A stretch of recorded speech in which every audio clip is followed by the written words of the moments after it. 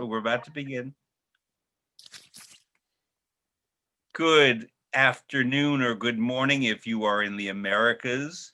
Good evening if you are in Europe. Good middle of the night if you're in Asia or parts of Australia. Good overnight and good morning further east in Japan and Australia, New Zealand, and various islands. I'm Fred Plotkin, as you know, and this is Fred Plotkin on Fridays, where I have an inspiring guest come and talk about music and other things. And few people are more inspiring to me and to other people than the wonderful Italian-based baritone, Luca Pisaroni. Welcome, Luca. Hi, thank you so much for having me. Luca is in Barcelona right now in rehearsals, and we're going to talk about that. And I'm in New York, and our wonderful engineer, Eric, is in Berlin. So this is modern times. This is the year 2020. Yeah. I'm going to specifically say today's date and put a date stamp on it for a reason. It is September 25th of 2020. And in the United States today, there is a ceremony honoring the Supreme Court Justice Ruth Bader Ginsburg, who died a week ago today. She was a towering figure, much admired, even by people who didn't agree with her legal opinions. She was a pioneer. She was a civil rights leader for all people. She promoted equality and fairness, and first as a scholar, then as a lawyer, then as a judge, and then as a justice on the Supreme Court. And what everyone knows about Ruth Bader Ginsburg is that she loved opera and she knew good opera singers.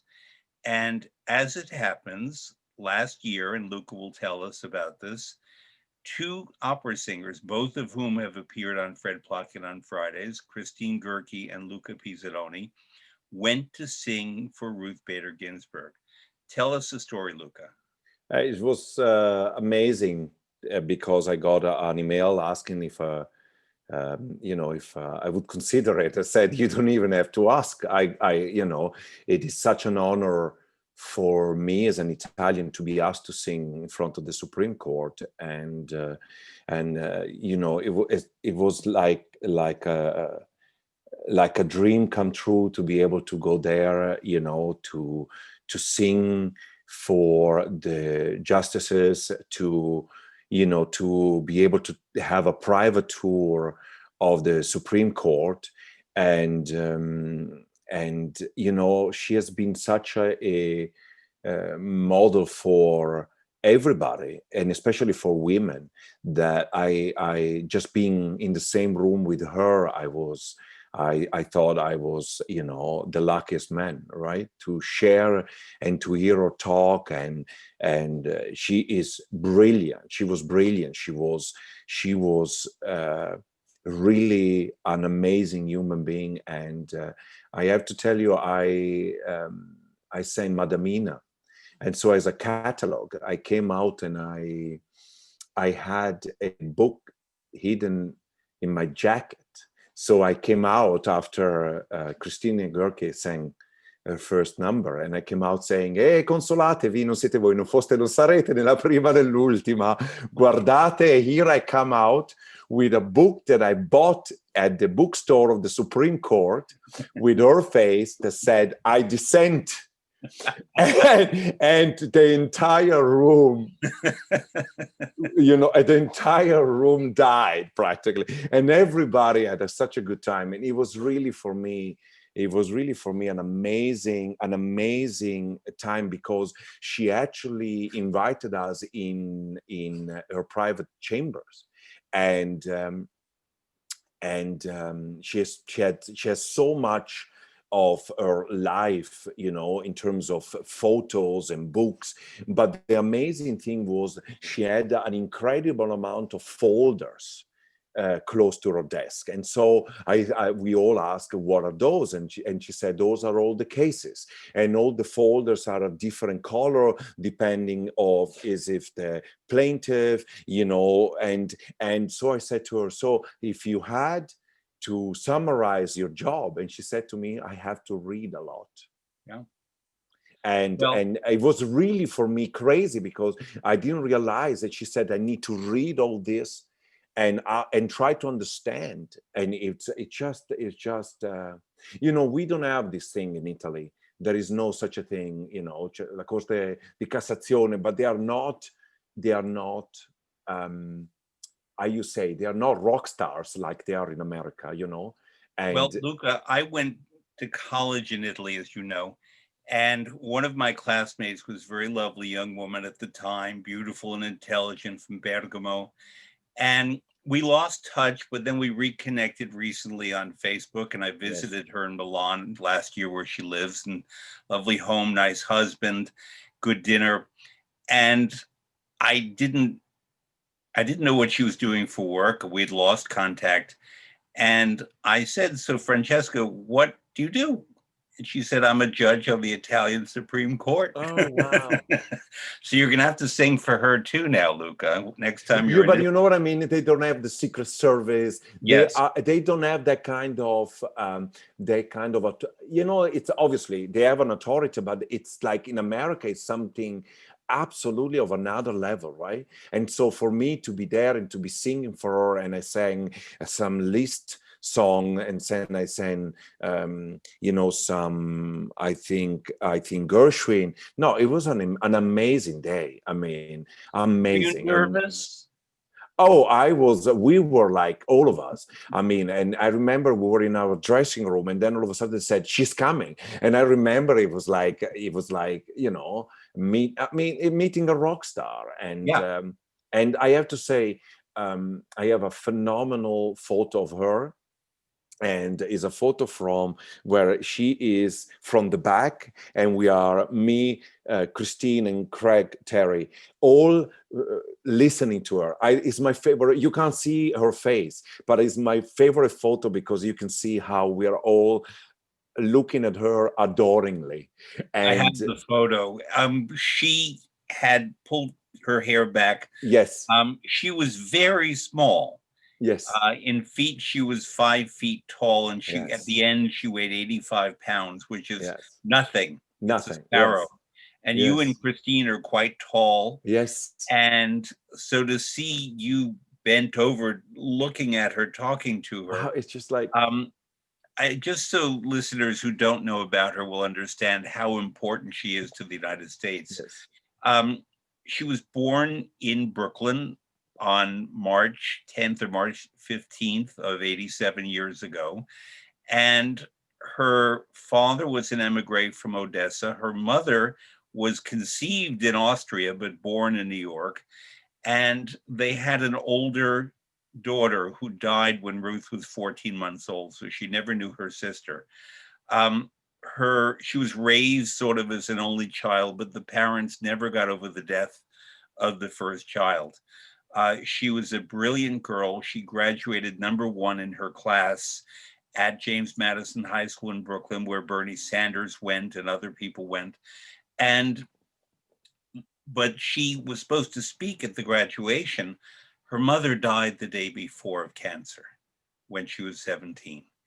She got into Cornell University, met a wonderful lawyer named Marty Ginsburg. They went to Harvard together. He developed cancer while at Harvard, Yes, I remember. and she did his classes for him and learned his Mm. classes in addition to her own. He graduated, was offered a job in New York. They had a little girl too. And they moved to New York because you couldn't separate the family. Marty had had cancer, that a little girl. So Ruth did not finish Harvard Law School. She transferred to Columbia Law School, also excellent, graduated number one in the class. But as a woman in 1959, she had no job offers whatsoever. Several young men who graduated beneath her went to law firms and said, "She's brilliant, you should use her." No one would hire a woman in 1959. She got a job teaching law at Rutgers University and began to study the Constitution, because in America, the Constitution is kind of like, for Jews, the Talmud, for Muslims, the Quran, for Christians, the Christian Bible. All these books of religious wisdom. In our secular side in the United States, we interpret every word. And the 14th Amendment was created after the Civil War, that all persons shall have equality, and persons was interpreted then as being Black men and white men. But no one ever even thought about women. And it took until the mid 1960s for Ruth Bader Ginsburg to look at that and say, wait a minute, I'm a person too. And all women are persons too. So she was able to argue this before the Supreme Court, won it, and that opened all kinds of doors and opportunities for women and for gay people and just for every person in the United States. And we still have a lot of progress to make, but she was so revolutionary before she got to the court. And then when she got to the court, she wrote many, many decisions, first in the majority, then as a dissenter, as you said, and became incredibly famous for her mental acuity, for her sense of humor, for her love of opera, for her willingness to speak to people and talk about her ideas and her history. Her husband died of cancer 10 years ago. She had cancer 5 times. Yes. And kept fighting and kept picking up and continuing and so on. So she was a heroine, a hero of operatic proportions to all of us. Even people who completely disagreed with her politically respected the achievements of Ruth Bader Ginsburg. So just the mere coincidence, Luca, that you met her and sang for her, I thought we would honor her a bit today. But the first time I met her was in Santa Fe in 2012. Were you doing Maometto? I was more, yes, and I had dinner with her there, and already, I knew what an amazing woman she was, and she was, I have to say, we take so many things for granted now, right? And I mean, if you think that it was not that long time ago that she had to fight for this, for this equality, it's mind-blowing to me, honestly. It's really mind-blowing.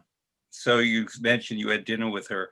Today, this morning, one of the commentators, as we watched the funeral, was Nina Totenberg, who was one of America's most famous legal journalists and expert on the Supreme Court, and was a friend of Ginsburg for 50 years.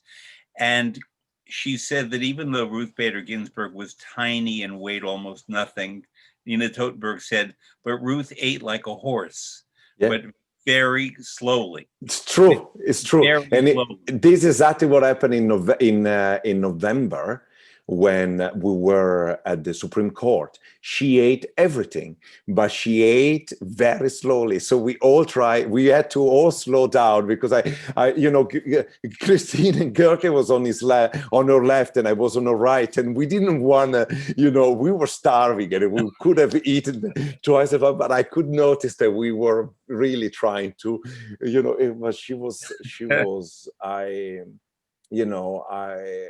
I adored her. I adored her because of her, she had this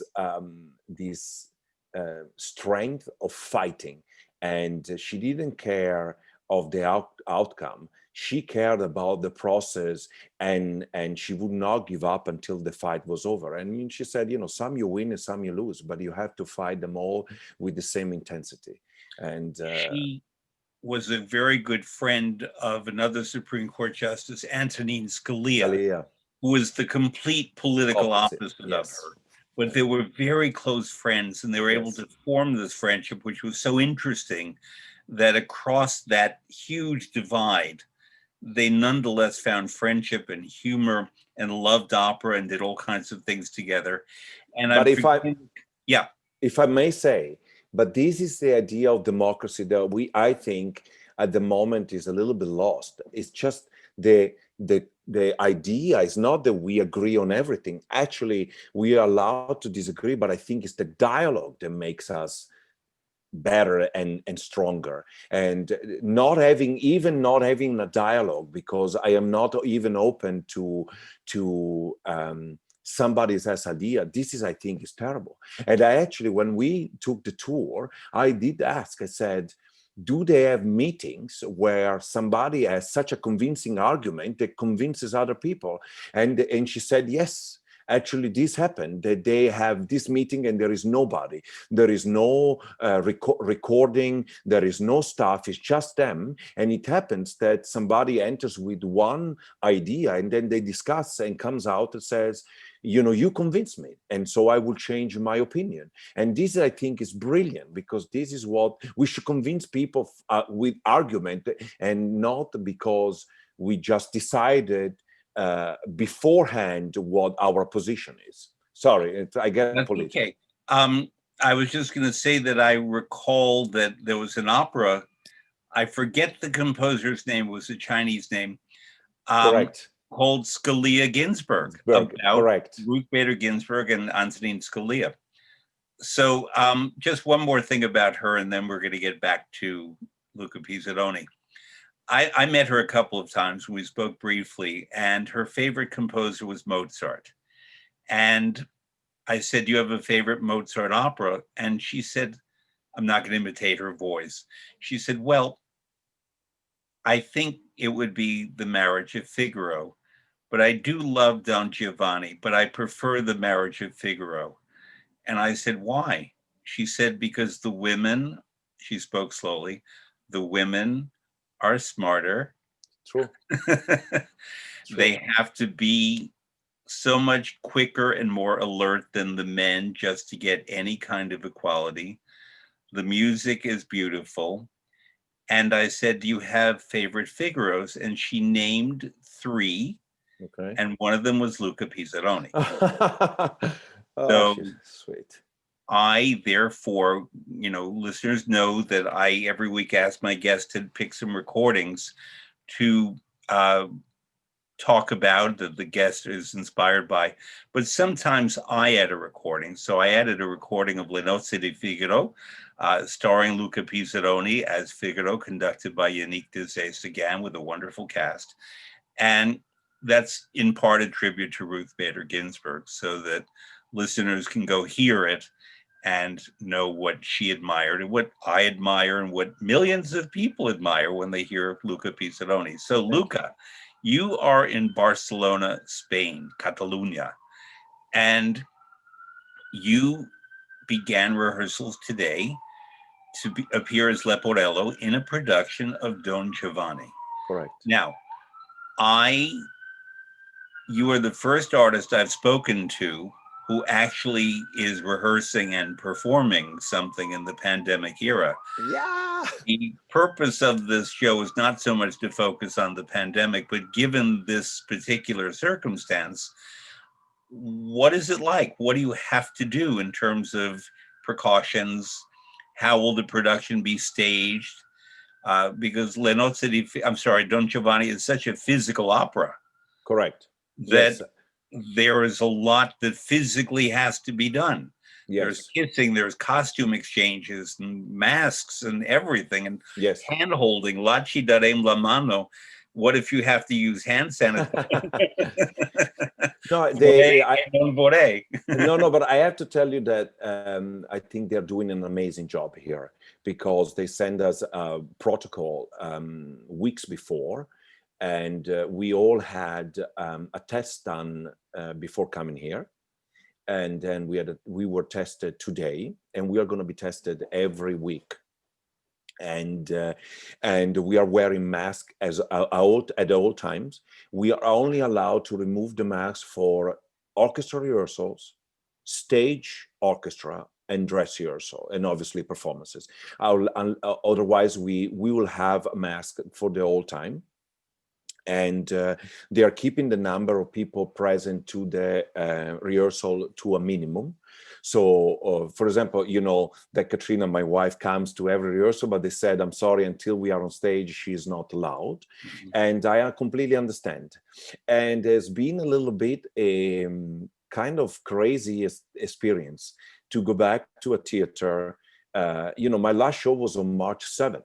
It was Così fan tutte at the Met. I saw it.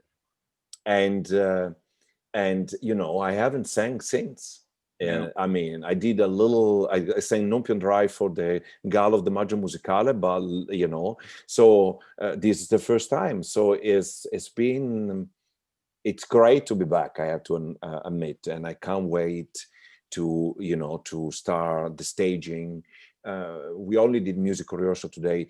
And, you know, one thing I said to the assistant director who's preparing us, that because we are all tested and we all are going to be responsible, meaning we are all going to wear the mask all the time and we are not going to go to parties and we are going to pay attention, that I said to him, look, you know, I understand that we need to be socially distant, but I mean, to do it on Giovanni without any kind of physical interaction with your own dawn, I said, I don't see it.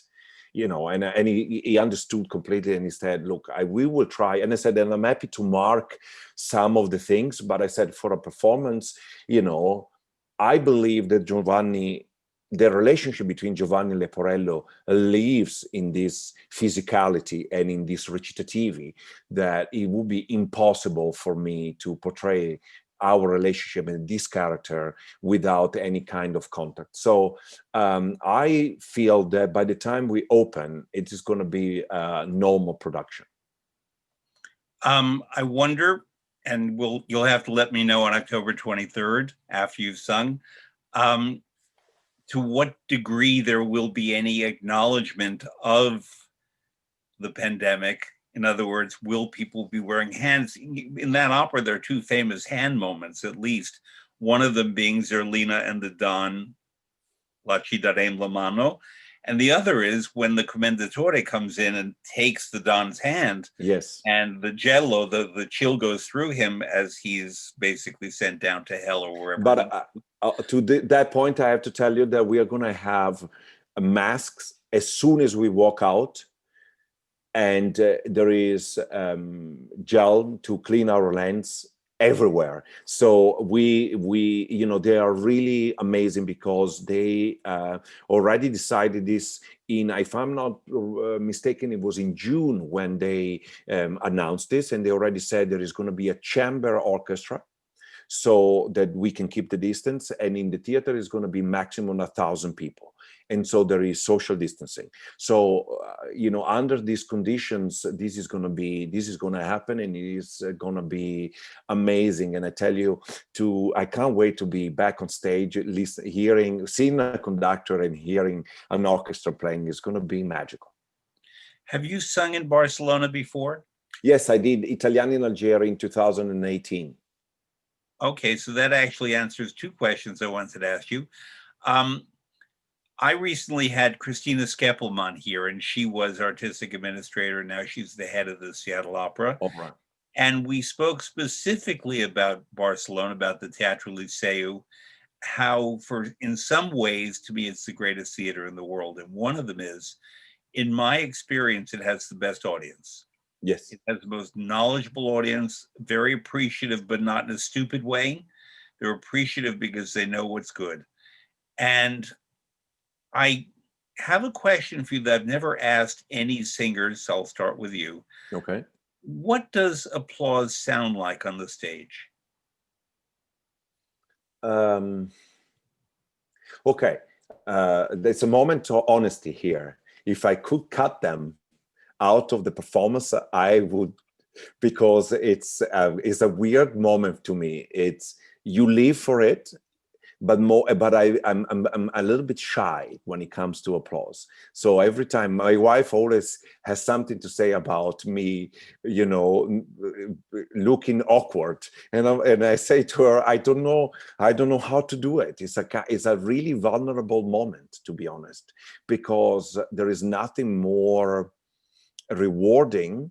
But I think it's not even just a rewarding, it's just, I know I did my job if when you walk out, people acknowledge you move them in some way with your performance. And this for me is the thing that makes me want to be a singer, right? Because it's either because I made them smile, or because I make them think, or because I made them cry. And when you walk out and you give it all and you feel that they got your message is the most amazing thing. That's why I always say, unless you do this job, you cannot understand the adrenaline and this dependency that I feel sharing those emotions with an audience. It's something that it's of another level. I can't describe actually. But I mean literally the sound. The sound is it's I mean literally the sound is what you hear. Wow, if you did well, or when you didn't do very well is a little bit, and then you're like, I guess I was not very good tonight. So but when you go out here, when you hear, I am so sorry, but my small dachshund is playing with the toy. Sorry, but I'm just saying, when you go out and you hear, this roar, it's amazing. And if I can tell you a small story, was in London, actually, in Covent Garden, when we did a performance only with children from 6 to 12 or 13. And it was amazing. And I remember we all went, it was not the figure, we all went out. And afterwards, the applause was like rock star kind of level, Yes. right?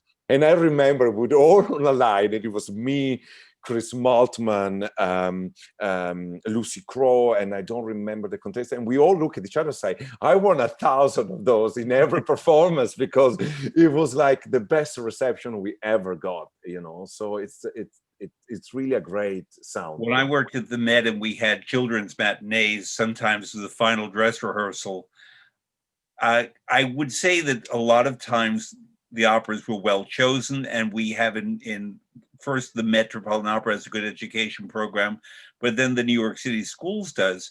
So the children were prepared.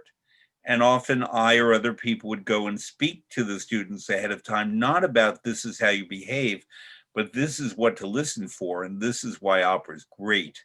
Correct. And they would be a little bit talking during the performance, but not too much, and they would shush one another. And I would always say to them, it's about the music first, not just the pictures. And so they would really listen. And then the ovations at the end, the roar that would come, is unlike anything for adults. Now, I ask in part about the sound of applause because the way the Teatro Liceu in Barcelona is constructed, plus the audience, the sound of applause to me in that theater is distinct. And Correct. I could, if you play it for me on a recording of 5 opera houses, I could recognize the Liceu, I could recognize the Met, I could recognize La Scala, and probably the Bavarian State Opera. They all have particular sounds of the applause. Then, of course, it's the repertory. I love Italy, as you well know, but unfortunately, Italian operas don't always get the kind of applause that German operas get. And when you go to a Wagner opera, the ovations, the eruptions that come at the end, even if a singer didn't have a good night, the audience is very kind because the Wagner is so difficult. The Italian operas, people are much more opinionated, and it varies from theater to theater. I would say that an opera like Aida, if you have a Leontine Price or now an Anna Netrebko, where the singers are big stars, or if you have a very powerful Amneris, Grace Bumbry, Dolores Zajic, so forth. I'm looking forward one day, Elena Garancho, to sing that. Anita Rakvelishvili is a fantastic Amneris. That gets an audience excited. But certain operas, let's take Italiana and Algeria, which I adore. It's one of my very favorite operas of all. I think it's underappreciated. Deserves more applause. The septet, the 7 singers at the end of the first act, is one of the hardest things to do. Verdi doubled that to 14 and Falstaff at the end. But before that, it was really that septet. I imagine you played Mustafa? Yeah. Okay. It's an amazing opera. I'm going to speak briefly about it since we're on the topic. It was written in 1813. So during the wars that raged all over Europe, Italy was under foreign domination under Austria, under France, under papal territories, under Spain. It was not Italy yet. The Italians were just beginning a movement called Il Risorgimento. 1813 was the year that both Verdi and Wagner were born. So Rossini was ahead of everyone in promoting Italian nationalism. And Isabella, who is the lead character, the Italian girl in Algiers, sings a song called Pensa alla Patria, think of your homeland, that was meant to inspire Italian peoples during a war to think of themselves as Italians and to imagine a nation where there was no nation. And to me, all of what followed begins with that opera, which is a comedy with marvelous music, where Mustafa is sort of a ridiculous character that I'm sure you were very funny at playing. I had not known that you played it, and I wanted to ask you, would you play that role? You did. Tell me about playing the role of Mustafa. It's a great production. It's a role that I enjoy very much because I play it very seriously, in the sense that I take him very seriously, and the situation is funny, which makes really the brilliant, right? And the writing is it's fantastic. It's really there are so many more. I think the scene when they recognize, and all of a sudden I'm like, I'm like, what's going on here? Why they know each other? It's just so it's just so well written. The scene with the sneeze, the scene with the So Luca, cooking at the end. if you can It's just recite like them, Quando io starnuto, aci, aci, I think I know every Gigi. line of the opera. It's a symbol. He's supposed to join a group, a secret society called the Papatacci. But in Papatacci, the scene, he's trying to seduce her. So yes. he's going to say Taddeo, that is supposed to be the uncle, to say, when I sneeze, go away so that I'm alone. And Taddeo on purpose stays. So it's very funny because you sing maledetto quel balordo non intende ancor questa. It's just hysterical. And it doesn't take it's just simple, and you don't have to overdo it. And it was it's fun. It's a fun thing, to a great opera. And it's nice that you walk out of the evening with a smile, and also the fact that at the end, when I see that she's leaving, I go back to the wife and say, okay, sorry, I will never try this again. It's never again an Italian. It's brilliant.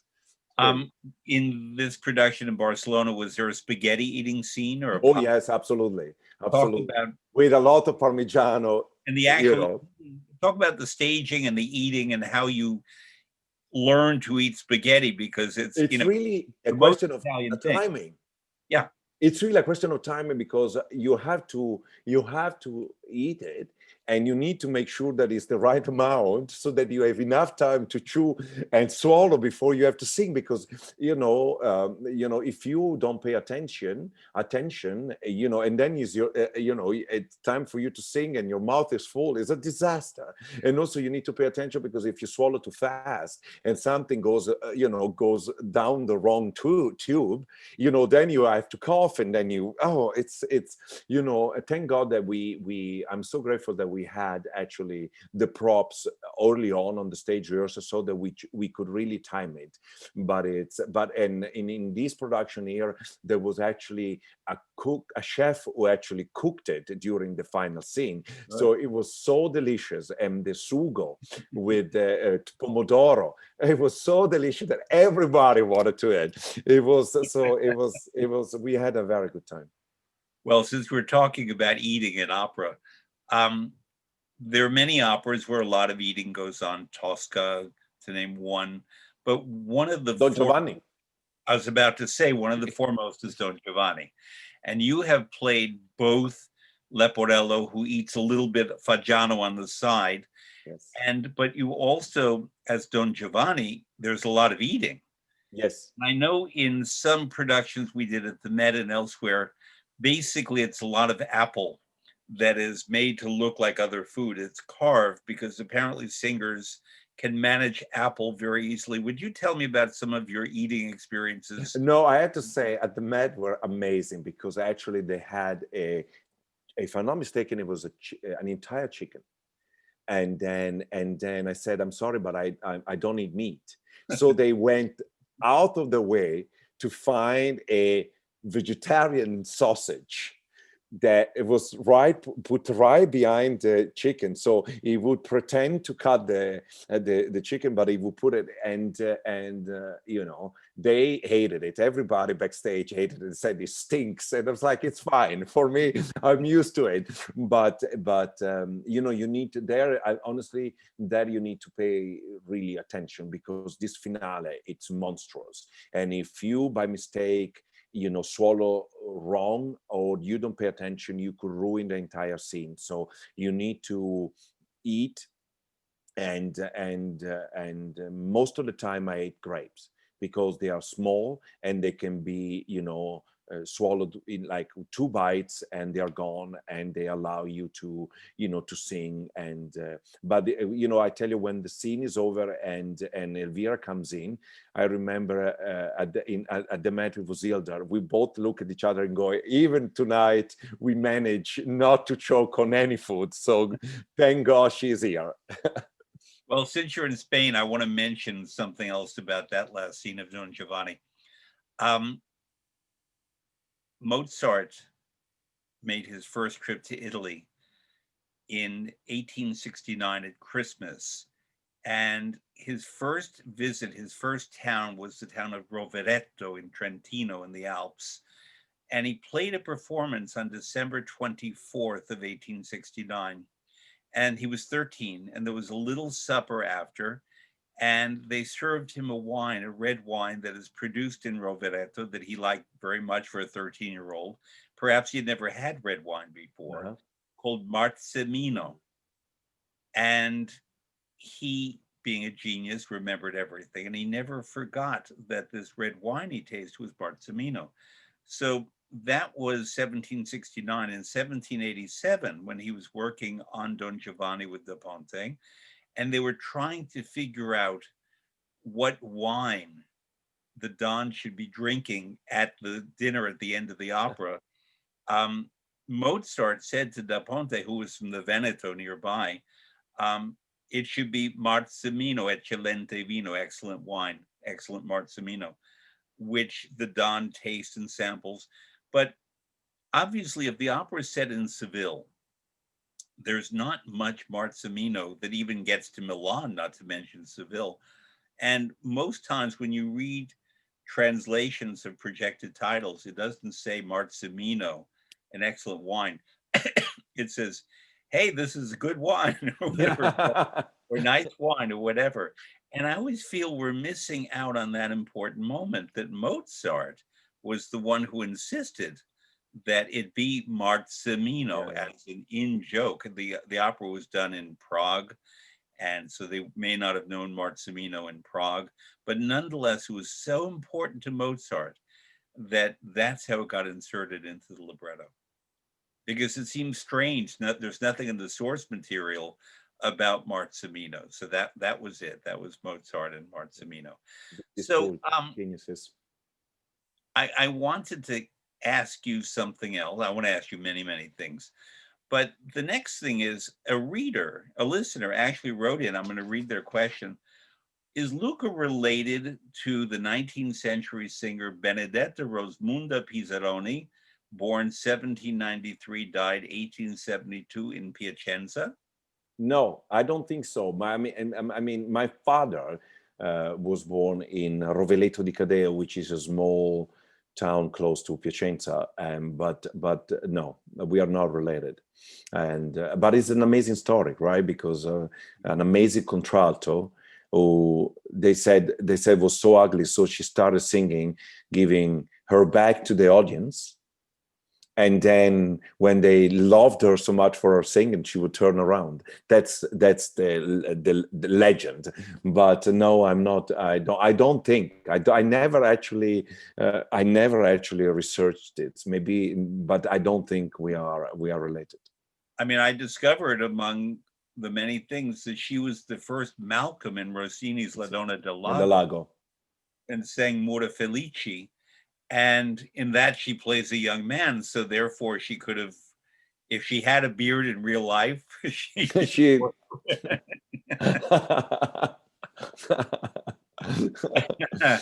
And it's a shame that Don Carlo was not written yet, because she could have sung Eboli. Eboli. Because there's the moment in the second act where she's wearing a veil and she goes to meet Carlo and pose in the night, and Carlo thinks he's meeting Elizabeth, and she reveals her face and Carlo goes, "Oh, Donna la regina." Exactly. I think that you are well known for your Italian repertory, especially bass baritone repertory, and especially Mozart, which is a wonderful thing. But is it also a bit of an imprisoning thing that everybody wants Luca to sing the 4 or 5 roles of Mozart that we know him for? Is that a question? Yeah. Yes, it is.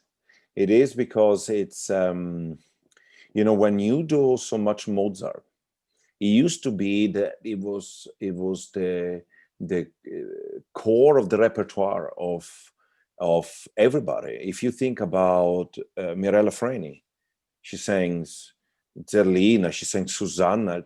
If you think Capuccilli, there is even a recording of him with Giulini where he sings Masetto.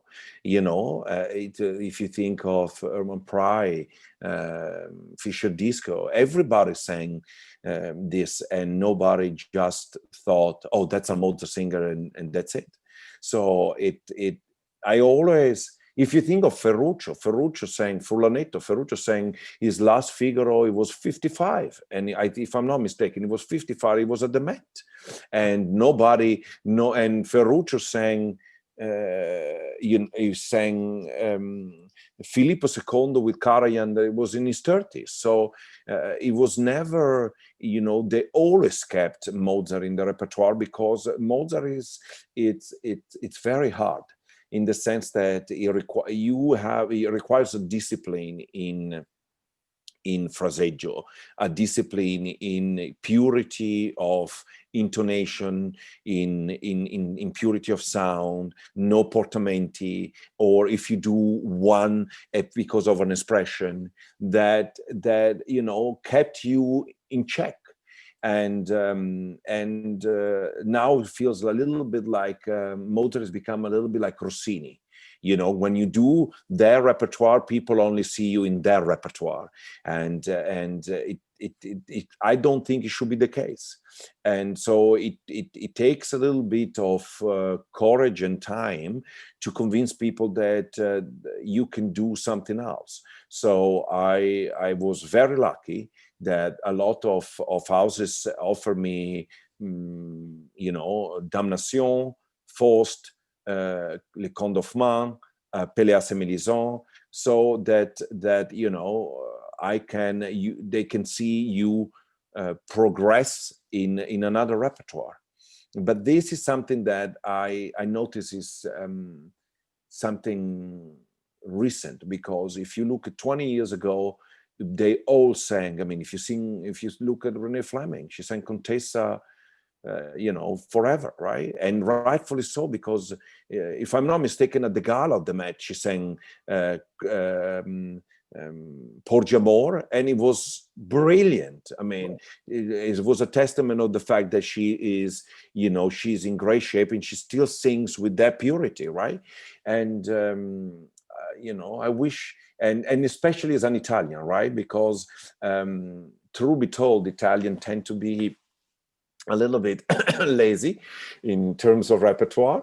And I am not, and as I always say as a joke, I live in Austria, therefore I'm much more middle Europeish than Italian, because I was always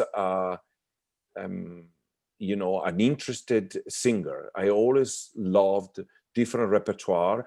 The work on the language, on the text, that's never scared me, and and it's something that I always done. And so I always say, be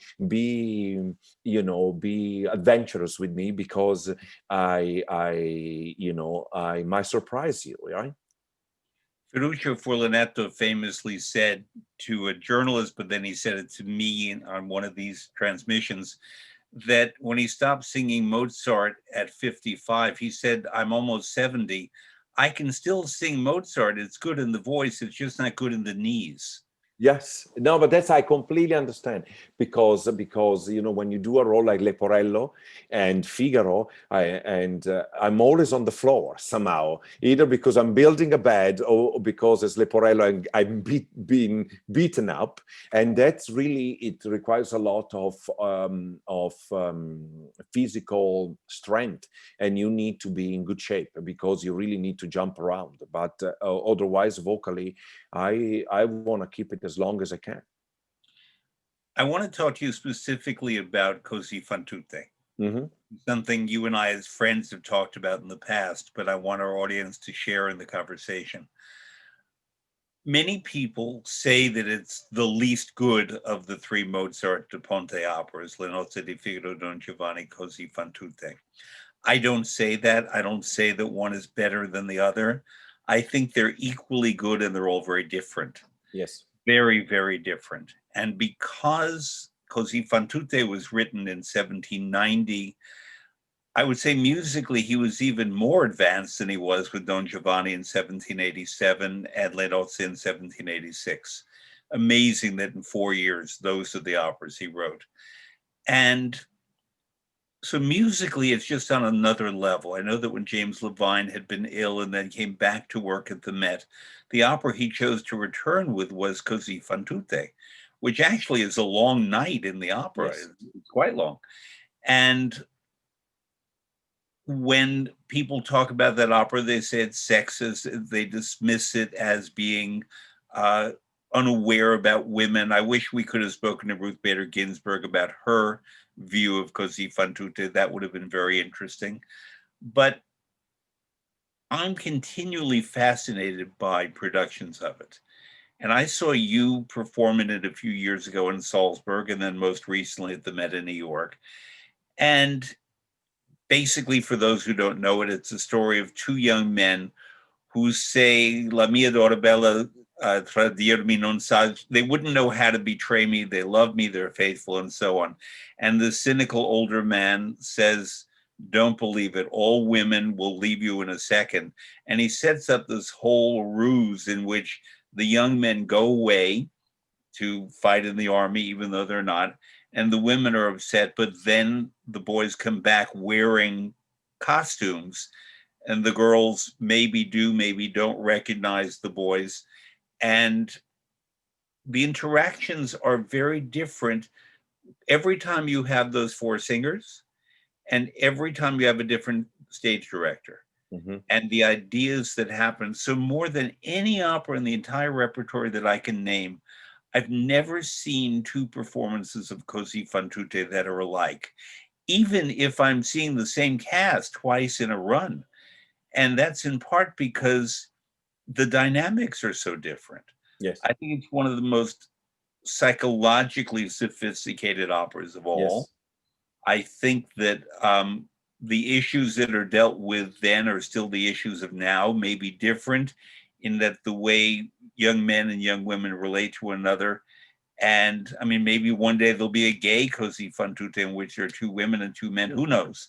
But it's about who we are. And what I find very interesting in your character, Guglielmo, the baritone, the young man, who was with Fiordiligi, and then when they switch in the costume, he's with Dorabella. And Fiordiligi remains faithful originally. Dorabella does not. So therefore, presumably, Guglielmo and Dorabella have gone off stage and had sex by the Neapolitan Bay or wherever they are, Coney Island. And Guglielmo is all proud of himself because not only does he have Fiordalici faithful, but he conquered the other woman. At the end of the opera, and then Luca, you'll talk, but I want people to understand this. Um, the directors have a decision. Do the couples go back to their original couples? Do they switch and go to the people they've fallen in love with? And in the Salzburg production that I saw you in, I saw something I never saw before, in that Ferrando and Fiordalici, the tenor and the soprano, actually do get together and fall in Yes, love. But Dorabella and Guglielmo don't. And the way you acted that, I forget who sang Dorabella, but the way she acted that, it was like you had a moment of fun sex, but then disappointment and abandonment. It was so profound. And how did that come to pass in that production? First thing first, I find that is an opera much deeper than saying, than just a comedy. And I think for me is the message is that don't underestimate women in the sense that they are not toys for men to play with. So if you don't want to, if you don't treat them with the same respect that you treat your fellow men, because when you are too cocky and you treat them like they are going to be there no matter what you do, you are going to be disappointed. You are going to be hurt. And the other thing for me is that Guglielmo, a lot of time it's considered like the stupid, I don't want to say stupid, but superficial character. And I completely disagree, because I think Guglielmo is confident. And Guglielmo thinks my Fiordalici will never betray me. And I'm absolutely confident that maybe women are not faithful, but not to me, not my Fiordalici. And I have to say, there are musical cues, because in the duet with Dorabella, I never believed that Guglielmo falls in love with her, because during the duet is the only duet where I make a commentary to what's going on. I am not falling for her. I'm actually, while I'm exchanging the ritrattino, I say, can you believe it? I can't believe she changed her mind so quickly. Can you believe it? To the audience, right? And meanwhile, Fiordalici and Ferrando, their duet is really a love duet, because they really lose each other in each other. So it's for me, and for me, it was always interesting at the end that the more confident and arrogant, the bigger is the fall when I see her betraying me. And so at the end, I think at the end is it's so bitter and it's so hurt that it can't even conceive going on with anybody. And at the Met was very interesting, because with my Fiordalici, I remember that we looked at each other, we held hands, and we said, "What now?" Because we didn't know. And in Salzburg, for me, it was very successful, because I really, for me, was like, when you go through something traumatic or something incredible with a group of people that is so incredible and is so special, that at the end I was like, I don't want anything with you to do with anybody. So forget your religion. Certainly, there is not going to be any future with Dorabella. And that's, for me, that's why this opera is so magical, in the sense that is a little bit of a loss of innocence and becoming an adult, understanding that life is painful. And a lot of time things don't go as you wish them to go. And so it's really a much deeper thing for me, this piece. That's why I portray the way I did. Do you have a preferred ending? Because sometimes the stage director is the one who decides how it ends. If you were directing it, or if you could determine what the ending would be, what would your ending be? I think the ending, I have to say the ending, one of the most beautiful production I've done was the Nicholas Heitner in Kleinburg. And the ending was a question mark. We finished as a couple, but we all looked at each other going, this is not going to last. And tomorrow is going to be, Wait, finish with Dorabella, if you were I to finished with Dorabella, and he finished with, and Ferrando finished with Fior di Lido, but you could tell that that was not the end of the story. I And went to a production in Chicago in which the six characters, because there's also the maid Despina, who claims to know a lot about men, but she's also, in terms of her class, a lower class, and the way, just like Susanna Lenozzi di Figaro, has to be smarter and more resourceful just to manage. The six singers were put all across the front of the stage in a way that they sang to the audience, and there was never pairing. It didn't yeah, happen at all. that's great, because that's exactly what I would do, especially because even for Alfonso, I am sure he's not happy that he destroyed the innocence and the dreams of these young people. So everybody has a lot of reflection and look inside of how to deal with this in the future. There are many games that we who work in opera play. One of them I was going to mention before that I'll play with you sometime is called curtain calls, Yes. which I come out and take a curtain call as a particular artist, and you're Yes. supposed to tell me who was that bow, and then sometimes what was the role. So that's one game. But another game is imagining what the opera characters, not the singers, do after the opera, or even during the opera that we don't see. So, for example, does Falstaff get together with Mistress Quickly? Would be one example. That seems like a natural pairing. But another one is there any relationship between Don Alfonso and Despina, who are the two outside characters commenting on the behavior of men and women and sex and so on? They are the ones who claim to know everything, but do they? I don't know. I did a production in Amsterdam where it was like a summer camp, and the four characters were young, adolescent, and Alfonso was the I say the manager of the camp, and Despina was the factotum and cleaning lady. And actually, what it was, I really enjoyed it because you could tell that at the end.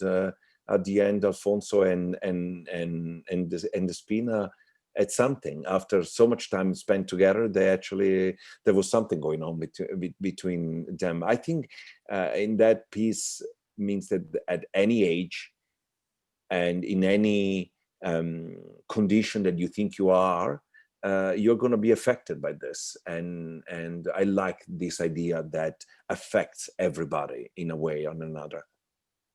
One of the most interesting productions, then we'll go away from Così. We could talk about Così for hours. Was at the Met a number of years ago. I don't remember the four young singers, but I remember that the Alfonso was Thomas Allen and the Despina was Helen Donat. Yeah, And brilliant. both of them were well into their 60s. And therefore, having a much older pair playing the two people who know about sex and behavior in men and women was so interesting because the visual and the physical approach was different. That Helen Donat had seen it all, had done it all. She was not necessarily interested in having a relationship with someone. No. Maybe she was, kind of like the Marshal and Rosenkavalier. I don't think at the end she's done with her love life. I think she's just done with Octavian. But I think she goes on to someone else. And Luca, one day you're going to play Alfonso? Oh, I would love to. I think I would love to. And I tell you, one of my first Alfonso that blew my mind was Tom Allen, and I saw him in Salzburg. And if I'm not mistaken, it was 2006 or between 6 and 9, and it was unbelievable because every look, every gesture. It was brilliant. It was just like watching a movie. It was so expressive, and he has such a he has such a control over his body that is it's amazing to watch, and it made me think that it's a role that eventually I would like to sing, because it's really it can be interesting to play. And I'm always interested in these kind of roles that have a dramatic arch and they develop somehow, so certainly Alfonso is one of those. Have you ever worked with Thomas Allen or studied with him? No, never. I would love Never, that. never.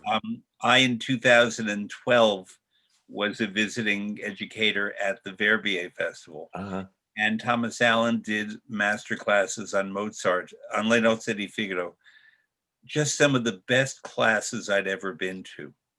And we had also Ileana Kotrubash and Thomas Kwasthoff and me were the four teachers. Oh, wow. And Thomas Allen's classes, they were all great, but Thomas Allen's classes were at another level in terms of awakening in the young artists everything about Mozart and his characters and Da Ponte and his characters, but not telling them what to do. No, because that's the thing I think is magical, that you cannot portray this character without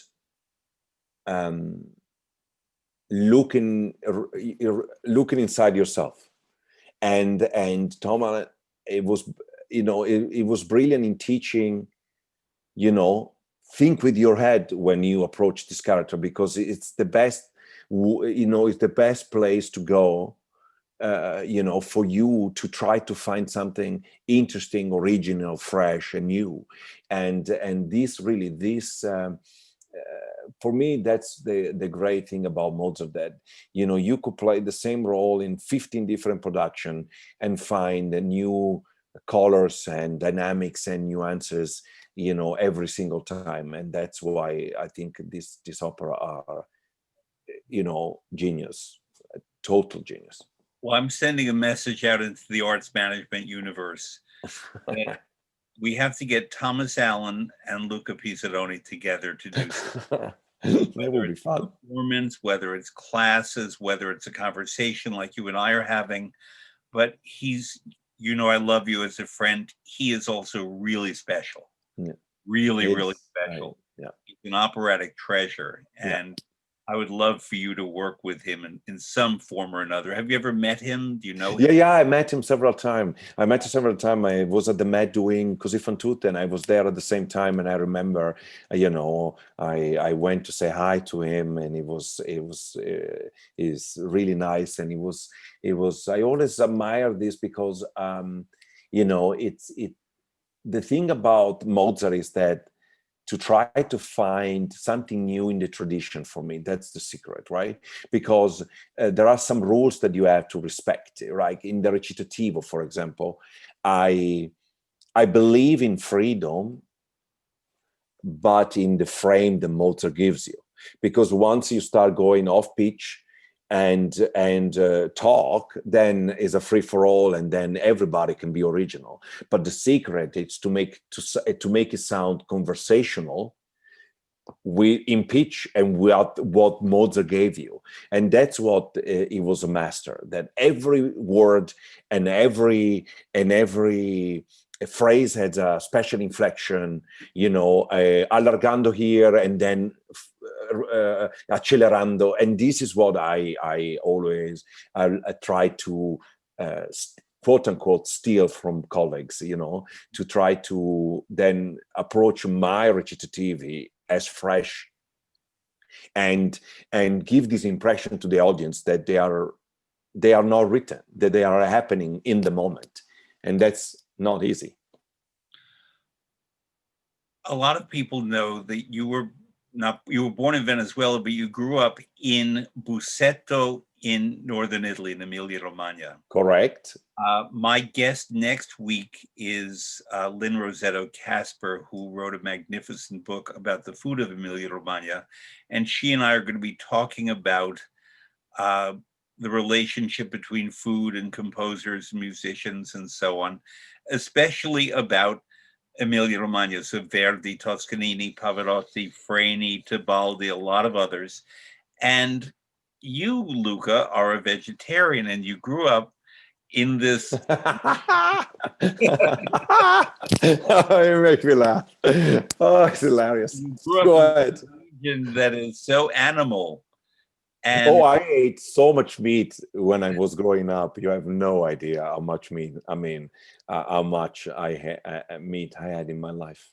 when did you stop? In 2009, in Why? 2009, I, for health reason, because I had a rough patch with um, heartburn, and I was really worried that this could affect my career, my voice, and so I took some medication, and then the moment I stopped taking medication, just came back like before. And so I said to myself, I can't spend the rest of my life at age 30, 32, 33, taking medicine now for the rest of my life. So I tried to understand what I could do. And one thing they said, it could be that red meat is a problem. Mhm. And I stopped. You eat, And I think you eat fish, I eat fish, and I dairy. stop, and I never had problems of heartburn again in my life. And then from the health reason, now it's become, to be honest, an ethical reason. Yeah. And so there is no, and I'm not like Taliban in the sense that I'm going out there trying to, to convert people. I think people should do what they want, but especially coming from a country like Austria and being in Switzerland, and how you see how they raise cows and how they are free, and it's another culture, and I completely understand.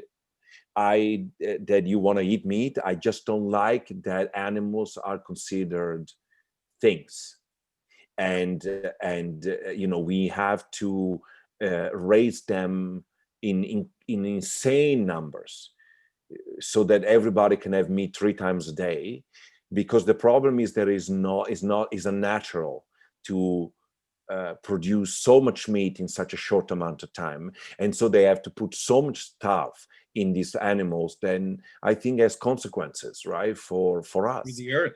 Yeah. And I'm sorry, I don't, to the earth. And the other thing that I learned is that the 30% of the food that we produce is thrown away, is wasted. Actually, the figure is 40%.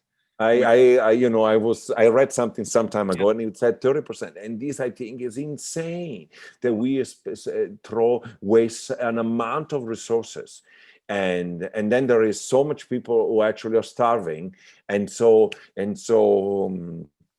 I now has become an ethical thing, and so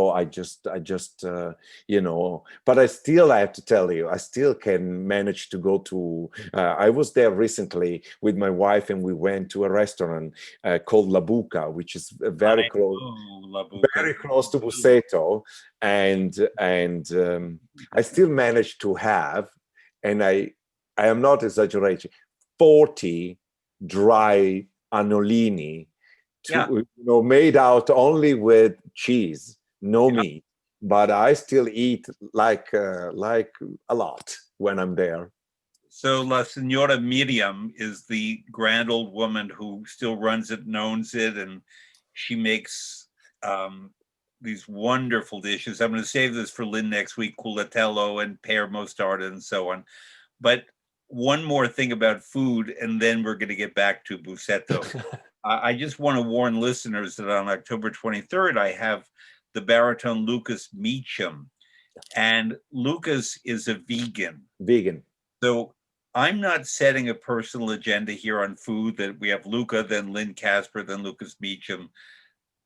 We're here to just discuss, but not. I cannot. I have to admit, I can't be vegan because, and I have to be honest here to everybody, the idea of having pasta without Parmigiano is unimaginable to me. So it's a compromise, okay? It's a compromise because, as my wife says, when I eat pasta, it's actually Parmigiano with spaghetti. It's not the other way around.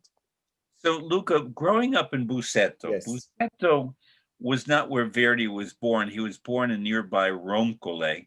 but got to Busseto when he was a young man, a teenager, and lived in the house of Antonio Barezzi, who was the wealthiest man in the town and a merchant who sold liqueurs and spices and so on, who loved music, who had a daughter who Verdi romanced and married, and she died, and that's a Right. whole other story. But the Busatani take great Yes. pride in having Verdi being one of theirs, even though they criticized him for living without marriage to Giuseppina Strepponi. Funny.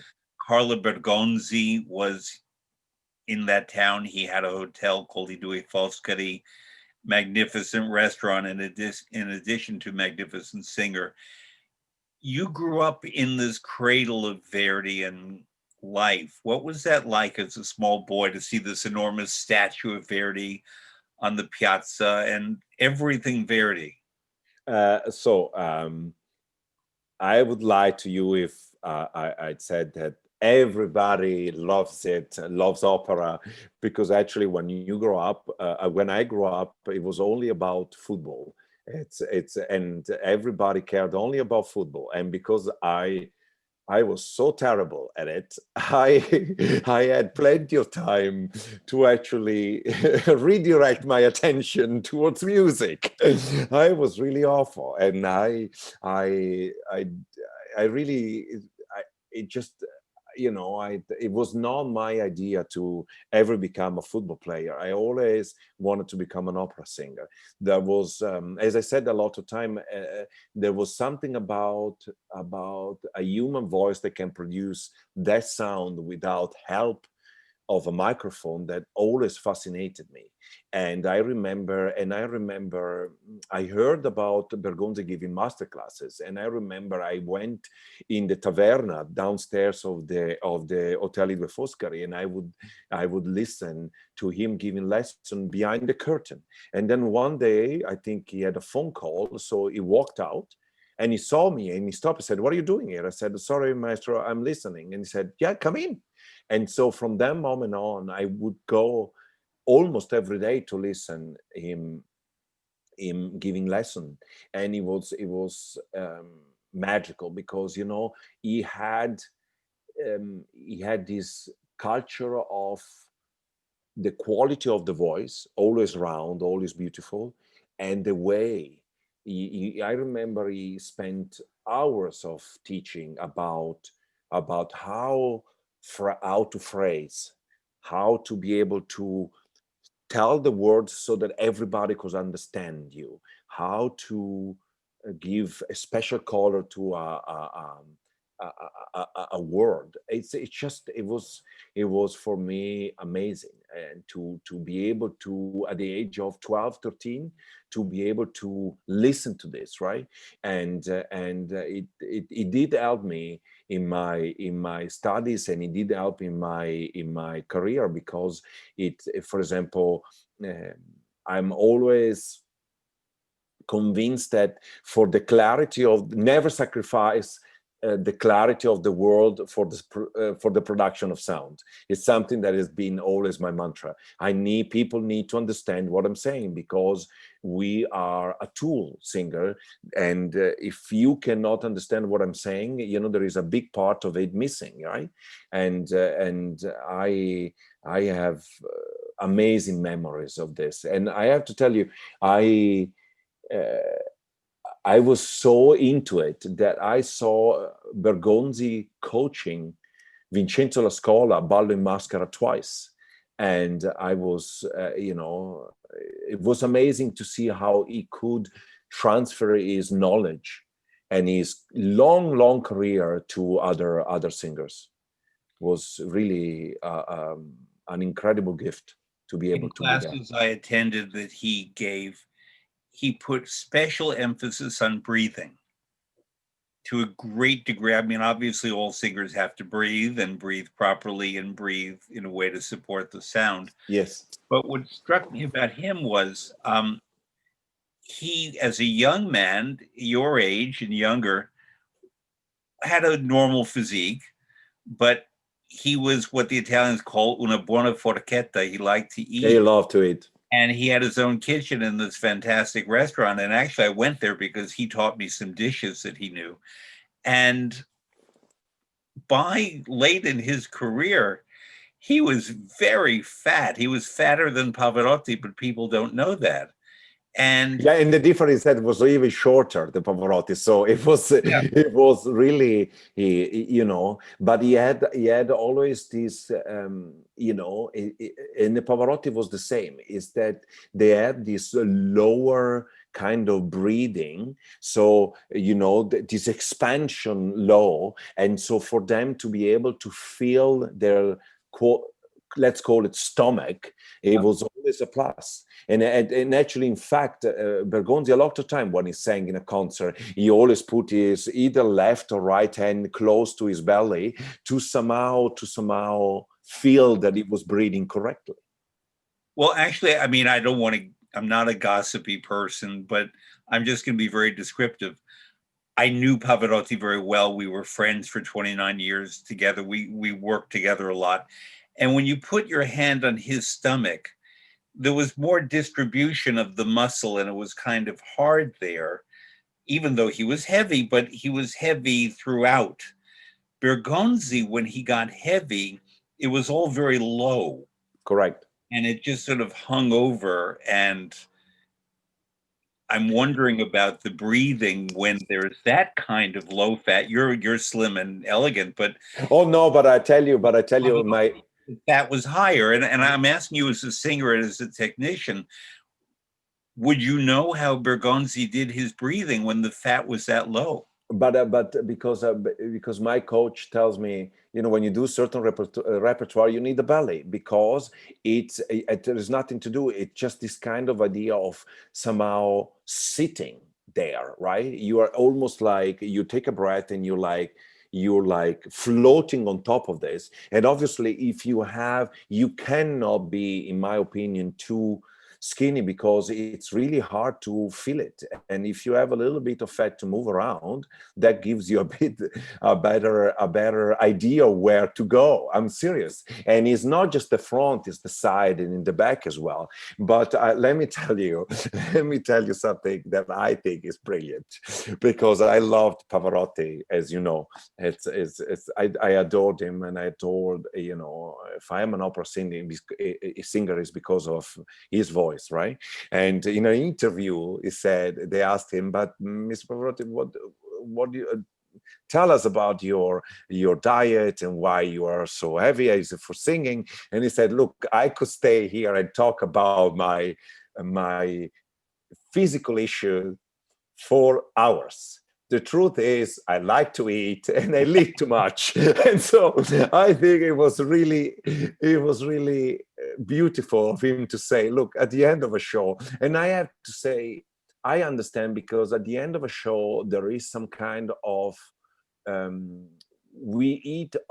eat not only because I'm hungry, but it's like the adrenaline, the nerves, and there is some kind of gratification that you get having a beautiful piatto pasta at 11:30 p.m. after you did your job in the theater. The problem is when you eat at 11:30 and then maybe you drink a little bit and then you go immediately to bed, that kind of calories don't get burned because you don't burn them during sleep. So I'm going to talk to you in a moment about how you burn your calories at night. And it's not, viewers, what you are thinking. But I first want to mention that one of the recordings that you suggested was Claudio Abbado conducting at the Vienna State Opera Verdi's Un ballo in Mosca with yes, Luciano Pavarotti. It's correct. a live performance. I listened to it last night with Piero Cappuccilli and Gabriele Lechner. And it's not everyone's favorite performance. Luciano recorded it and Bergonzi recorded it. And the two of them were very famous for that role. Björling was famous for that role earlier on, and he was Swedish, and the opera set in Sweden. But why this live performance in Vienna? I have to say, because unfortunately, one performance that I saw with him is not available officially. So there was only, I saw him in Bologna in 1989, and it was perfect. Yeah. And I have a recording that I made with a cassette taper, and it was just perfect. And there is not one note that is out of place. It's all perfectly in tune. It's all beautiful. The voice sounds absolutely stellar throughout the range. And I have to say, there are a couple of moments like in the duet, Ma mia Amelia, it's just like the beauty, the size of the voice, the color, you could see his soul when he sang. And I have to say, for me, one of the best aria for tenor is Massime Forza Perlati. I wish I could sing it, because I think it's of such beauty. And when Luciano was on, this aria was just the most amazing thing you've ever heard in your life. So I have a very soft spot for Ballo e Maschera, and especially Ballo e Maschera for Pavarotti. And I think, is in Italiano we say this suono argentino, because he had roundness but ping at the same time, which is unmistakable. You can hear three notes and say, this is Luciano. No. And that's what I think is amazing about him, that he has a quality to the voice that he was unparalleled. Do you remember how the audience responded to Oh, Pavarotti? went crazy. Not in Bologna, I mean. Crazy. They went crazy. And I remember after the aria there is released "Sì, rivederti Amelia, e nella sua beltà ancora una volta l'animata morte brillerà, si brillerà." And you hear in my recording people going, "Bravo!" Crazy. And this is, and I made this, I asked Katrina to listen to this, and I remember when she can hear people going, "Grah!" She's like typical Italian, like a stadium, right? And he said, but the voice was so amazing. And he was so capable to move you so much. The people in the audience had the feeling of having to express it somehow, and that's what it was so beautiful to see. I'm serious. It was, and I always say to the younger singer who say, "Have you ever heard Pavarotti live?" And they said no, and I'm like, you cannot describe it, because the first time I heard him, I actually turned around, because it sounded like I had speakers behind me. It just the voice hugged you. If this is, I'm sure it's not a way to say it in English, but in Italian, Abbracciava. abbracciava. It was amazing. Luke, I don't know if you know that when I did my first opera training in Italy, it was in Bologna. I was the first foreigner to study at the DAMS. I didn't know. I was the first foreigner. Dipartimento di Arte, Musica e Spettacolo, an opera production discipline, and my Italian language teacher was this wonderful old soprano, Giuliola Frazzoni, who was a wonderful teacher. When she died a couple of years ago, I wrote a tribute to her that people can find. But the theater that I worked in and trained in terms of everything, le pratiche, was the Teatro Comunale in Bologna. And it's a wonderful place. It was built in 1768, so before La Scala, after Naples, and is one of the great opera theaters. And the man who ran it, that was Francesco Ernani, who then La Scala, wonderful, great man of the theater in Italy. And it was kind of a golden age in the 70s, in that we would have a Botto and a young Muti, and Frani and Pavarotti and Raimondi, who was from Bologna, and a young Leonucci. All of these people just appearing there all the time. And I would be backstage or in the wings. And when you have that in your ears, that sets a standard, at least for Italian opera. But there's one more thing to add about Bologna. I was mentioning this, I believe, with Christina a couple of weeks ago. Every country in Europe has its Wagner city. And in Italy, the Wagner city is Bologna. In Spain, it's Barcelona, by the way. There's a grand Wagner tradition, especially the love of the opera Parsifal, some of it set near Barcelona. And so Verdi and Wagner were in the Teatro Comunale together, but they didn't meet. Wagner was conducting Lohengrin in a rehearsal or a performance maybe, and Verdi was in a box. And next time you're in Busseto, go to Sant'Agata. He took the score of Lohengrin and made notes, and they allowed me to read Verdi's comments about Wagner's score, which is really fascinating. So when you're next there, do that. So this performance of Bala was at the Vienna State Opera. State Opera, yes. Live in Vienna. Yes. And I adore Vienna. It's sort of New York with better cake. I love it. But a very similar sense of humor, the New Yorkers and the Viennese. And this passion, this somewhat being difficult and contradictory, and we're all in psychoanalysis in New York and Vienna, so they're very similar. But it's a town that absolutely reveres its musicians, at least some of them.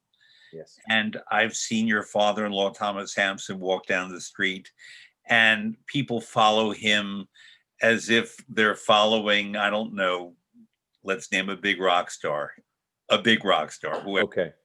And I once saw Jose Carreras, who I worked with, come out of the stage door of the opera house, and the people lifted him up and carried him. The fans carried him and sang to him in the square in front of the Zacher. And this level of relationship with the artists is quite something. Yes. And there are many, many opera singers, they may not be Viennese, who chose to live in Vienna. I know why you did. And what's it like being an Italian opera singer in Vienna? Oh, I always loved Vienna because I come from a country with an immense history, and our politicians, unfortunately, are not. They don't take care of our patrimony as well as they should and they could. And so for me as an Italian to go to Vienna and see that the election, I mean, the nomination of the intendant of the Staatsoper is a national event. Yeah. That I come from a country who has stagione, who has and not repertoire, right? Not to show every night. And I come and you go to Vienna and they have this, before pre-COVID, had this calendar where you saw Wiener Staatsoper, Theater an der Wien, Kammeroper, Musikverein, yeah. Konzerthaus, yeah. Volksoper, and every night you don't know where to go because there is Fille de Regiment with Camarena or Muti at the Musikverein and then Correntis at the Konzerthaus and then maybe there is Ottone in Villa Vivaldi in at the Teatro an der Wien with Rosé or I don't know Pomodoro. And this is for me the idea that a country would invest so much in culture and would have such a love for music and understand that this is the fabric of our society. Is not just about entertainment, it's about who we are, is about nurturing our souls. And I have to tell you, the great thing for me was, Italy is about, you know, the sun and the beauty of the voice, and you know, and we are in a good mood. And Vienna is always a little bit like the weather could be a little bit better, things are okay, but it's always certainly could be better. And there is always a little bit of sadness, even when they are laughing. And this is, I find, incredibly fascinating.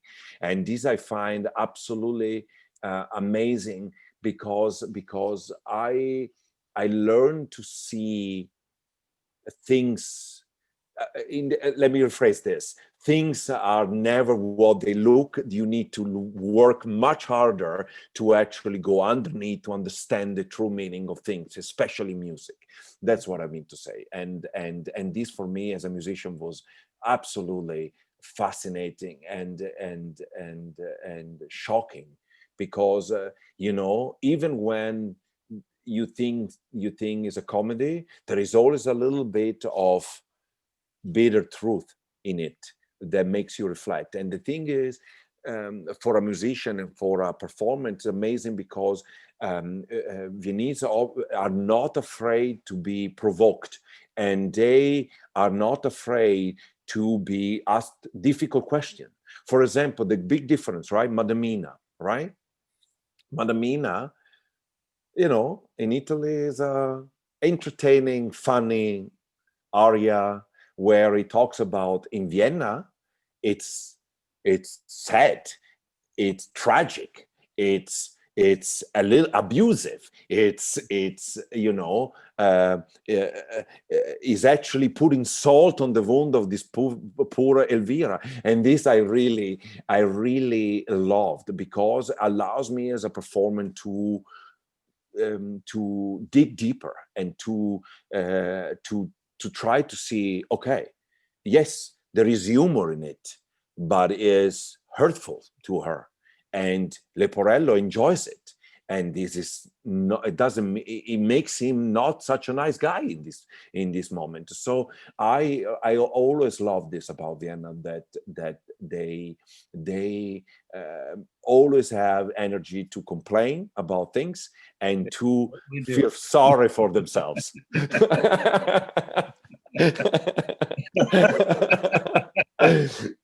But, You know. but you raise a point that is fascinating to many, but the one I want to ask you specifically is the way you characterize Leporello for Vienna.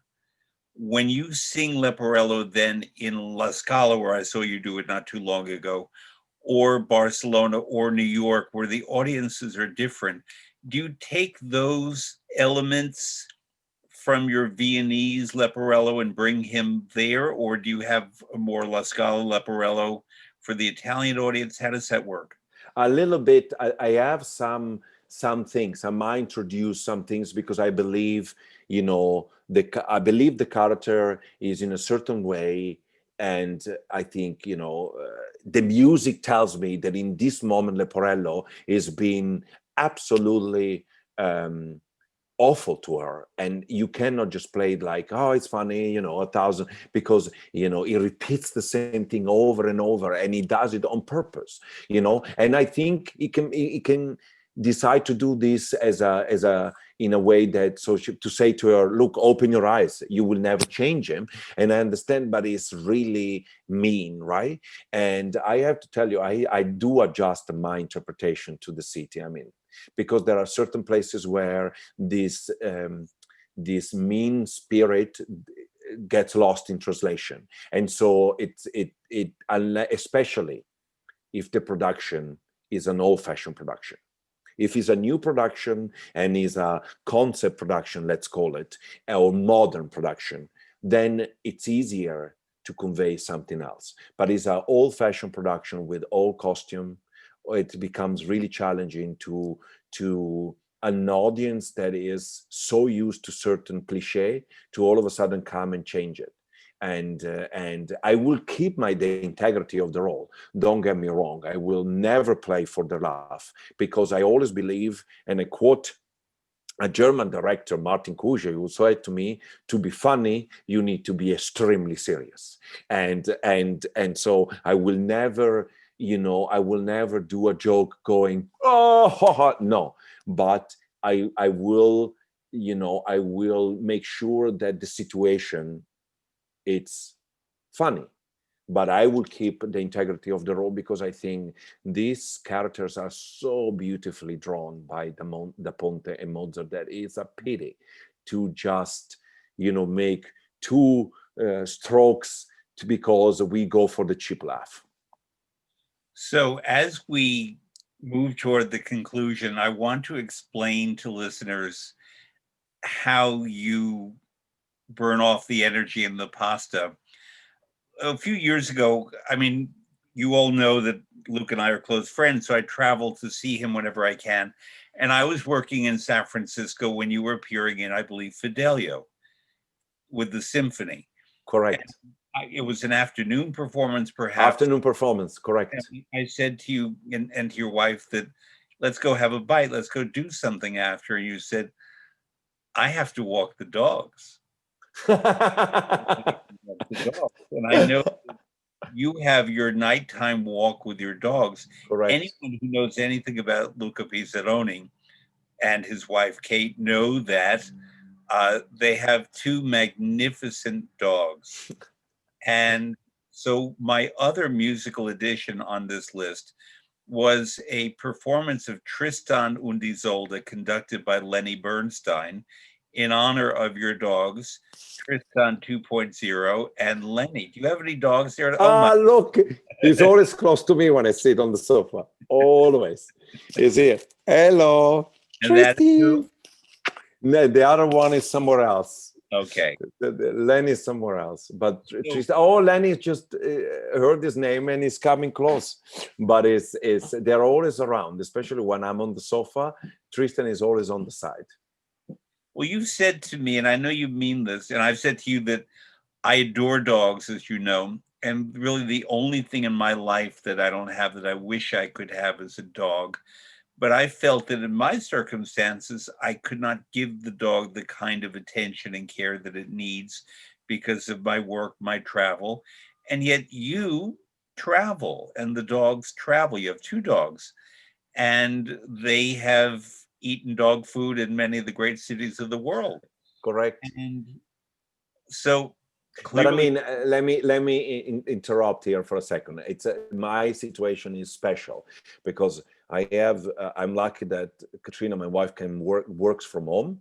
Therefore, she is there with the dogs 99% of the time, obviously, because while I'm at rehearsal, I know that they're at home with her.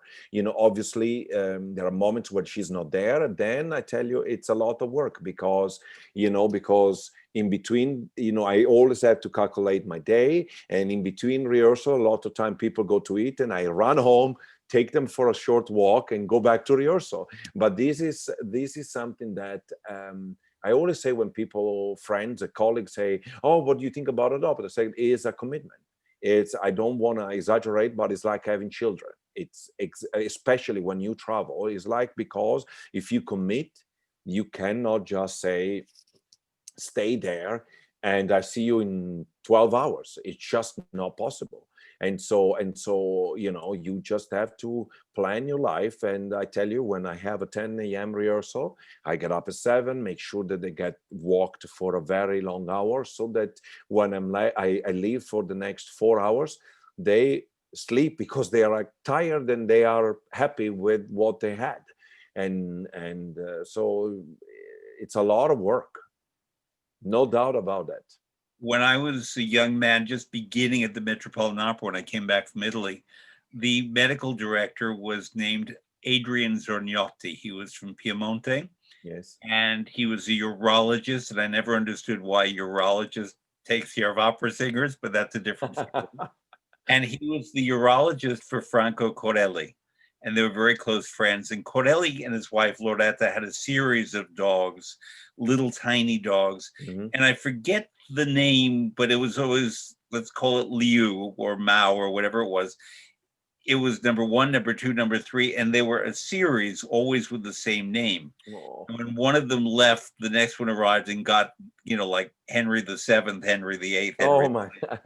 And Corelli and Dr. Zorniotti put together a volume called Operatic Dogs that they tried to get published, that their daughter, who's a dear friend of mine, I believe she has this material, pictures of singers and their dogs. Yeah. And Tibaldi had a dog, and there were many, many artists who had dogs Yes. and who were important in their life. Birgit Nilsson had horses, but that was Birgit Nilsson. Yeah, Margaret Price had golden retrievers. That's right. Christine René Gerber. Pape is a dachshund. I didn't know that. Okay, Yeah. I'll ask you about his dachshund. Okay. But there's a special bond, clearly. Yes. Margaret Price, more than anyone else, had Contessa. And I don't know if I ever told you the story, but when Margaret Price came to the Met and was doing Desdemona opposite Domingo Sotelo, and she said to me, would you keep Contessa with you in the wings? And in Act 4, when Domingo is murdering Desdemona, Contessa, this perfectly placid golden retriever, started to pull on the leash. Yeah, I know. Howl and bark and so on. And Margaret Price from the stage went like that with her hand, and Contessa sat. Oh, wonderful. Sat, and she stayed there. And then the second the curtain came down, I let go of her intentionally. She ran Oh, adorable. Margaret Price in the bed and growled at Domingo. And then I took her back, and the curtain called down. But it's a beautiful relationship, and I Yes. see that certainly with you. Yes. You once said to me that they keep you balanced. Yes, definitely. And there is nothing better for me to, after a show, to go and, normally it's late, so very few people are around, and then you have this moment of somehow stillness after such crazy 5 hours, the preparation, the performance, the applause and everything, and you go out and there is stillness, and it's just this beautiful relationship, because the great thing about dogs is that they don't need words. They a lot of time it's just all about body language and gesture, and they really don't need words. And this is after, especially for somebody who uses his voice as an instrument, I find it absolutely refreshing. Then I can do this to Lenny, and he knows that we are going in this direction. I love it. And there is something about their affection and their fact that you're the center of their life. Doesn't matter if it's a 5-star hotel or the worst apartment you can possibly have, as long as you are together, they are happy. And I think we need all of us a little bit of this, because a lot of time I think we're so unhappy about things that are so irrelevant, and we should learn from them that the fact that you are there with them, and they are the most happiest, and we should remember that being surrounded by the people you love is the most important thing. We have a phenomenon now in New York called pandemic puppies, in which everybody has been locked in, or if we get out, it's in a very measured way. New York, as you know, was one of the worst hit initially. Yes. We're here and just finishing Cozy, but we are now among the most disciplined in terms of having an infection rate around 1%, which is very low. But many people got puppies 6 months ago. And for the first time, shelters that used to have dogs that they were trying to put into homes, they had no dogs because everyone got themselves a dog. I did not. I wish I could have. No, but there is something, I understand that, because there is something about their energy that is really soothing, and it helps you in moments of need and stress and fear. I think they are I can see it on the street when I walk Lenny and Tristan. Just even the grumpiest of people sees the two of them walking, and they're a funny couple, because one is huge and the other one is tiny, and they crack a smile. And that makes my day to see how people react to me walking them. It really warms my heart. Yesterday on the BBC, they had a report from Helsinki about they've trained dogs at the airport in Helsinki, Finland, to smell the COVID virus. I saw it, and it's almost 100%. I saw. Right, much more accurate than the thing they stick up your nose, and so they're amazing. Yes. I have a final question, Luca, and then we have to say arrivederci. Do either of your dogs sing? No, not really. No. Those One, Tristan is definitely a tenor, because it barks. It's a high pitch, and it's like it's continuous. I mean, the moment it starts to bark, it never ends until you have to tell him 75 times, stop it. And Lenny instead is a baritone, definitely, because he has this warm woof woof, which is really elegant and beautiful. But no, they don't sing, but they know when I have a show. They definitely know when I have a show.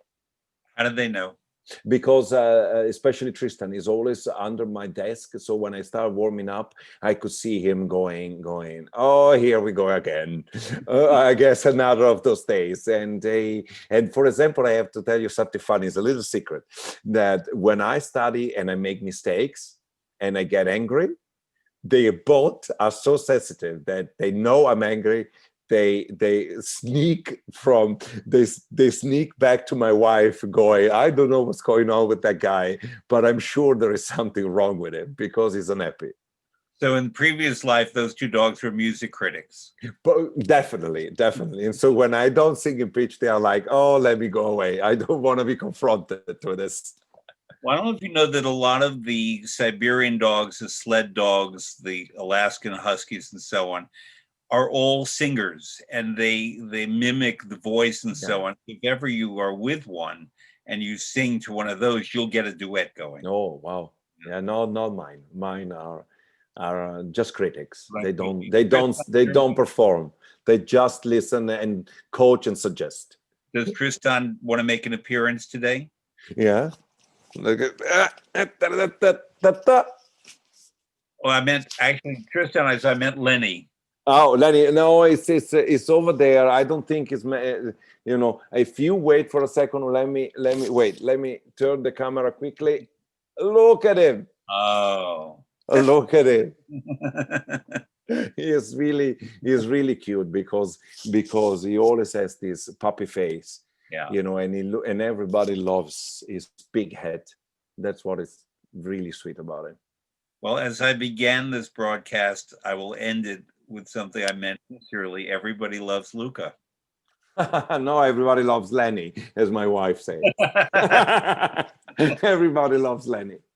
Thank you for this joyous time. Oh, thank you so much for having me. It's always a pleasure. And have a wonderful rehearsal and performance period in Barcelona. Thank you. I checked on the website. I think it's all sold out. Yes, I mean, you can tell here, they're starting. There is going to be Trovatore before with Dudamel. There's going to be a concert of Piotr Bachelor with Sandro Rovanovsky. You can tell that they cannot wait to be back in the theater, and it's really beautiful and beautiful and encouraging to see that they want us to keep doing what we do. Very good. Buon lavoro. Thank you. Thank you. Ciao.